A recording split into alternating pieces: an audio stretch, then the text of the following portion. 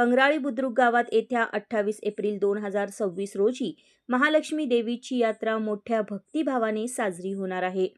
या पारंपरिक सोहळ्याला प्रारंभ होण्यापूर्वीच तयारीचा उत्साह चांगलाच रंगू लागला आहे.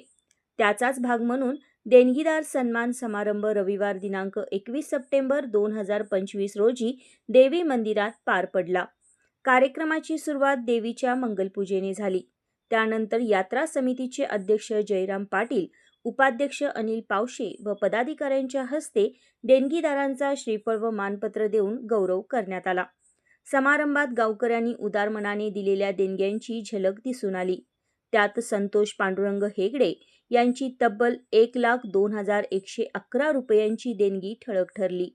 तसेच मनोज सुभाष कडोलकर यांची 51,000, सूर्यकांत रामचंद्र पालकर 25,501, सौ लक्ष्मी परशुराम पाटील 10,051 यासह किरण कल्लाप्पा पाटील, शंकर यशवंत अष्टेकर, देवेंद्र पांडुरंग खराड, लक्ष्मण नारायण पाटील, संजय निंगाप्पा पाटील शाहूनगर, भरमा गावडे पाटील यांची प्रत्येकी 5,001 देणगी अर्पण करून यात्रेच्या आयोजनाला बळ दिले.